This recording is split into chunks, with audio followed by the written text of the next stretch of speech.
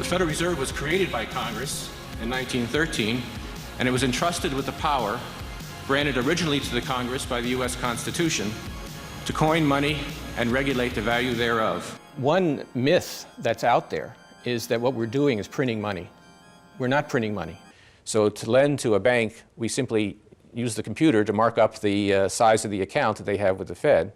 So it's much more akin, although not exactly the same, but it's much more akin to printing money than it is to borrowing. You've been printing money. They just enter something on a computer. Oh, you need 20 billion today. Here's 20 billion, but they got that out of thin air. It came out of thin air, it goes to the Treasury then pays the bills. What we're doing is lowering interest rates by buying Treasury securities. And by lowering interest rates, we hope to stimulate the economy to grow faster. So the trick is to find the appropriate moment when to begin to unwind this policy. There are only 2 times in the history where we had debt crises in which interest rates hit 0. And in both of those times, the central bank had to print money and go to a different type of monetary policy, which we call quantitative easing, and to buy financial assets. So it's caused asset prices to rise. That process creates a gap between the rich and the poor. The gap between rich and poor in this country has never been greater. Can you act quickly enough to prevent inflation from getting out of control? We've been very, very clear that we will not allow inflation to rise above 2% or less. This argument that prices are going up about 2%, nobody believes it. You know, and the old CPI says prices are going up at 9%, so they believe this. If people on fixed incomes, they're really hurting. The middle class is really hurting because their inflation rate is very much higher than the government tries to tell them. In the panic of '08, the Fed put up $3.3 trillion. And just this past week, the Fed revealed who got that emergency help. It turns out there were 21,000 transactions to financial firms including Citigroup, Morgan Stanley, and Goldman Sachs. We are leaving the era of a free market capitalist system in America. We're entering neo-feudalism.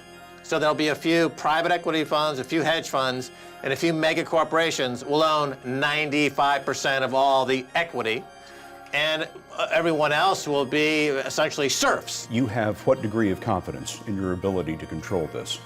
100%. The Federal Reserve, set up by banking architect Paul Warburg, is a European-style central bank, complete with all the inherent problems of the old world. Banking principles diametrically opposed by the founders. Alien concepts, such as backing money by debt instead of gold. Lending out more money than you have in the vault. Printing up money so banks can stimulate the very economy they just crashed. If the public better understood how fiat money can be abused by Congress, it would impeach almost every member and abolish the Federal Reserve Central Bank, as it has done twice in the nation's history. History shows that one of the best things you can do to create a strong, stable economy is to have a strong central bank which is independent of political pressures. Als we het hebben over die piramide, want we hadden het dus net over de structuur van de Bank of International Settlements in Basel. Dan heb je het over de IMF en de Wereldbank. Daaronder heb je het over al die centrale banken, dat is ook de Federal Reserve in Amerika en al die andere. Wat ze doen, dat is schuldcreaties binnen landen verwezenlijken op een manier dat het land het nooit meer terug kan betalen. You get the idea, but the general gist of it is a conspiracy for a shadowy world government to take over in a totalitarian way control of all people living on Earth. Now, all of that stuff is nonsense. Financial privacy, that's gone. The right to own property, that's essentially gone. So you have to get permission from the government from almost everything. And if that is the definition of a police state, that you can't do anything unless the government gives you permission, we're well on our way.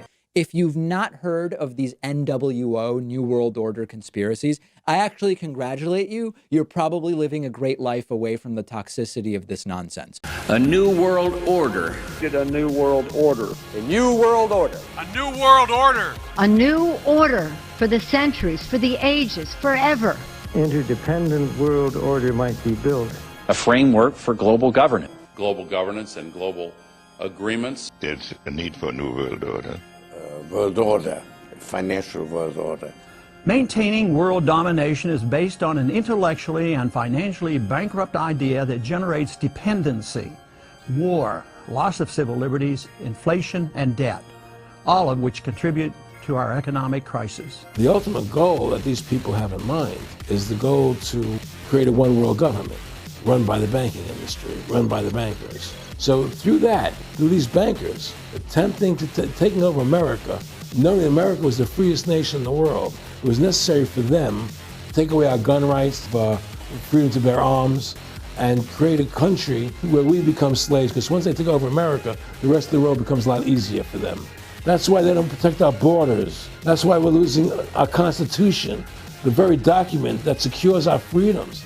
You know, central banking is one of the major planks of the Communist Manifesto. We talk about America being a capitalistic country, but yet at the same time we have a central bank that plans everything for us. And the graduated income tax is another plank of the Communist Manifesto. And now you have this Federal Reserve System, which then in 1913 got the right to create money for the government. Now the government borrows money from them, and the government says, well, we have to pay these people interest. How are we going to pay them interest? Let's impose a tax on the labor of the American people, which never existed before, to pay the interest of the bankers. And through Social Security, they started deducting money out of your paycheck. Because people agreed to it because they thought it was going to their retirement fund. See, the IRS is a symptom of the problem. The real problem is the banking industry and the bankers in this country. Shut down the Federal Reserve System, and eventually you won't have to pay those taxes anymore. Now, if the American government made the money, backed by gold, which limited the amount they could make, you wouldn't have debt and you wouldn't have inflation. And if you want to win the battle to stop that, you have to deny them the ability to create money. Democracy equals New World Order. Democracy equals slavery.